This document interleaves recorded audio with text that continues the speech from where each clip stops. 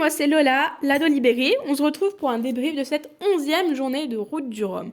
Et ça commence avec l'arrivée d'Arthur Levaillant et de son ultime mieux à 15h41 heure de Paris, 10h41 en Guadeloupe. Après 10 jours, 1 heure, 26 minutes, 51 secondes de course. Une belle 6e place pour le skipper qui a donc pu assister à la remise des trophées. Plus tard dans la journée, c'est l'arrivée d'Armel Lecléache et de son ultime Banque Populaire après une course un peu spéciale. En effet, la quille d'Armel avait explosé et des morceaux avaient endommagé la coque. Armel était revenu à Lorient pour réparer. Il avait pu repartir et aujourd'hui, le voilà en 7e position chez les ultimes.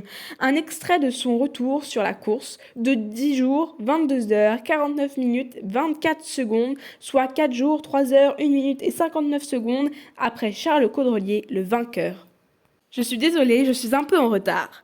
J'ai fait ma course différemment, j'ai pris de l'expérience en solitaire. C'est positif, un beau challenge pour le team Banque Populaire.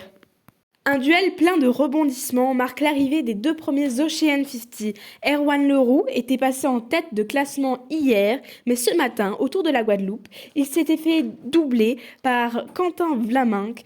Mais ça ne s'est pas fini là, puisque le skipper de Coesio, Erwan Leroux, a rattrapé son concurrent pour finalement passer la ligne d'arrivée en première position. Erwan Leroux est donc le vainqueur de cette 12e Route du Rhum dans la classe Ocean 50, après une course de 10 jours, 21 heures, 35 minutes et 52 secondes. Et c'est donc sa 2e victoire à Erwan Leroux sur une Route du Rhum, puisqu'il avait déjà remporté la course en 2014, à l'instar de Franck-Yves Escoffier, qui lui aussi l'avait gagné plusieurs fois. Quentin Vlaminck arrive donc en second avec son Ocean 50 Arkema, après une course pleine de rebondissements d'une durée de 10 jours, 21 heures, 54 minutes et 5 secondes. Jean-Pierre Dick en première place chez les Rhum Mono avec son bateau Notre Méditerranée Ville de Nice nous adresse ces mots. Au sortir de l'anticyclone des Açores, je sens les prémices d'un bel alizé. Cela a été long, mais on se sent protégé maintenant lorsqu'on voit les cartes météo. Tempête au nord, au-dessus de l'anticyclone et joli alizé propre au sud. Le bouclier a été long à mettre en action, mais lorsqu'il est là, personne ne s'en plaint. C'est la magie de la Route du Rhum. Dur au début, mais soft sur la fin. Bon dimanche. Et l'IMOCA Human Immobilier d'Antoine Cornic a subi un choc avec un ovni, ce qui a entraîné une fissure importante sur la tête de quille en face avant. Le skipper et le bateau ne sont pas en danger, alors après discussion avec l'équipe technique et la direction de course, Antoine continue la course. Il navigue actuellement en 23e position. Et c'est Luc Berry, skipper du classe 40 Lamotte Module Création, qui navigue actuellement en 7e position, qui nous écrit ces quelques mots. C'est un peu frustrant, ça part par devant. Il y a aussi des histoires de nuages qui génèrent plus ou moins de vent. J'ai eu du moins à chaque fois. Mais ça devrait s'inverser un moment. Là, ils ont clairement plus de vent, c'est tout. J'ai beau régler mes voiles en permanence, mais ça ne me fait pas gagner 2-3 nœuds par autant. Même Antoine Carpentier, qui était une 15aine de milles nautiques devant moi, s'est envolé. Mais j'en profite pour me reposer et recharger les batteries, pour les derniers jours qui risquent d'être assez toniques, avec un alizé soutenu et pas mal d'empannage à gérer. Et puis bien sûr, le tour de la Guadeloupe. En tout cas, ça change tellement de la première semaine. C'est très agréable. C'est vraiment top d'être là. Retour chez les IMOCA avec un marin d'exception, Yannick Bestaven. Il a frôlé la catastrophe hier et nous expliquera dans une courte vidéo. Bonjour tout le monde. On va dire une journée un peu plus paisible aujourd'hui sur Maître Coq. Pour l'instant on n'a pas sorti la caisse à outils, c'est bon signe, on va vers du mieux. Eh bien, ça a été compliqué, j'ai dû m'arrêter assez longtemps parce que j'ai le soufflet du faux vérin du puits de quille qui a lâché. Heureusement que j'ai fait appel à la carte à ce moment-là parce qu'il y a eu une invasion d'eau assez rapide, assez puissante. Dans la cellule de vie, c'est là où il y a les batteries et tout ça, donc j'ai de suite pensé à ce qui était arrivé à Fabrice. Très vite j'ai arrêté le bateau, j'ai mis du temps à tout vider, couper, enfin le chantier quoi. Puis après réparer ce soufflet de quille. Alors bien sûr dans un endroit inaccessible, alors déjà qu'à terre c'est compliqué à faire, en mer avec le bateau qui bouge encore plus complexe. Et voilà, donc j'ai des pelles partout sur les mains, sur les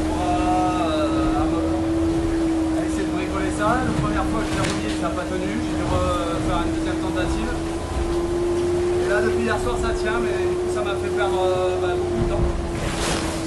Et donc groupe avec Romain, Nicolas, Toussel, Fortinet et Corum, et du coup j'ai encore voilà, c'est encore partir des bateaux, je crois que la régate ça sera pour moi parce que voilà, ça avait communiqué avec un bateau qui avait moi. Et bon, ça se passe bien pour d'autres bateaux, hein, donc le feedback c'était toujours pour cette route du Rhum et une arrivée prévue mardi, je crois, en Guadeloupe. Mardi ou mercredi, je sais plus. Bon, allez. Yannick est une personne que j'admire et que j'apprécie énormément. Alors autant vous dire que lorsque j'ai vu la vidéo pour la première fois, que j'ai pris connaissance de ses problèmes, j'étais pas sereine. Mais vous le voir en parler si calmement et avec tellement de relâchement, honnêtement, ça m'a remonté le moral. Bravo Yannick, tu m'épateras toujours autant. Bon allez, c'est pas tout ça, mais un autre skipper, Guirec Soudé, nous invite à bord de son IMOCA freelance.com en 25e position, sous le vent et le soleil. Hello les amis, bon, j'espère que tout roule pour vous. Ici ça marche plutôt bien. Mais en fait là je viens de prendre un riz dans la grand voile. Le bateau il avait tendance à enfourner. Et du coup on enfourne moins mais on va aussi moins vite quoi. Bon, il faut que je revoie mes réglages. Tout n'est pas encore au point. Et putain, c'est cool là. C'est cool parce qu'il fait beau, il fait chaud. Et maintenant, ça va dérouler jusqu'en Guadeloupe. Et logiquement, dans 4 jours, moi je serai là-bas. 4 jours. Vous vous rendez compte quoi? Alors qu'on est encore au milieu de l'Atlantique quoi. Mais dans 4 jours, c'est bon. On sera arrivé à destination. C'est ouf. Ça marche tellement bien ce petit bateau. C'est la folie. Et une des dernières vidéos du bord pour Maxime Sorel et son IMOCA VNB Montbana Mayenne.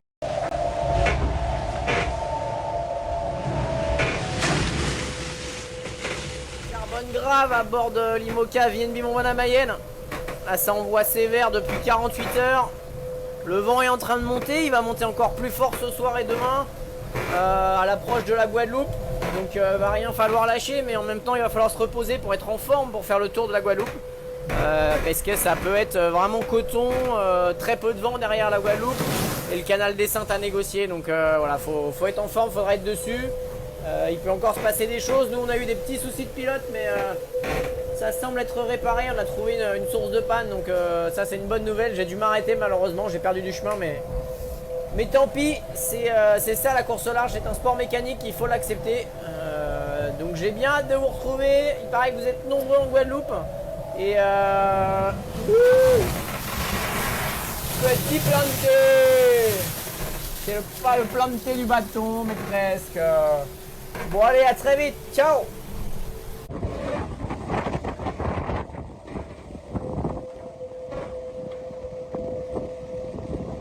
Alors, nous sommes à la fin de cette vidéo, donc comme toujours, un point classement. Chez les ultimes, le podium est déjà arrivé récompensé à Pointe-à-Pitre. Il est composé de Charles Caudrelier, François Gabard et Thomas Coville. Il ne reste en fait plus qu'un seul ultime en course. Je parle de Romain Pilliard et de Us It Again by Extia.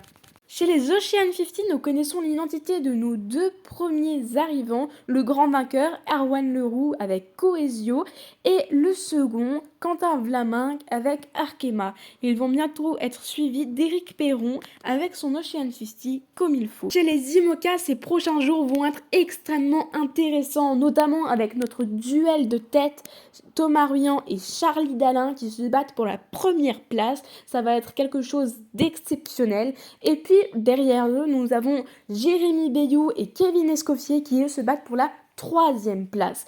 Chez les Clairs 40, la situation reste inchangée avec toujours Johan Richomme, Paprec Arkea en tête. Il y a une distance d'environ 1000 milles de l'arrivée. Chez les Rom Multi, c'est toujours Gilles Buckenhout, le Belge, en tête, même si derrière lui on peut apercevoir Roland Jourdain et son multicoque 8 Explore. Et enfin, chez les Rom Mono, c'est toujours Jean-Pierre Dick, notre Méditerranée ville de Nice, dont nous avons eu le témoignage juste avant, qui est en tête. Mais voilà pour cette 11e journée de Route du Rhum. J'espère que la vidéo vous a plu. Si c'est le cas, n'hésitez pas à liker, à commenter, à partager et à vous abonner. C'est très important. Et moi, je vous dis à demain pour une nouvelle vidéo. Bye bye!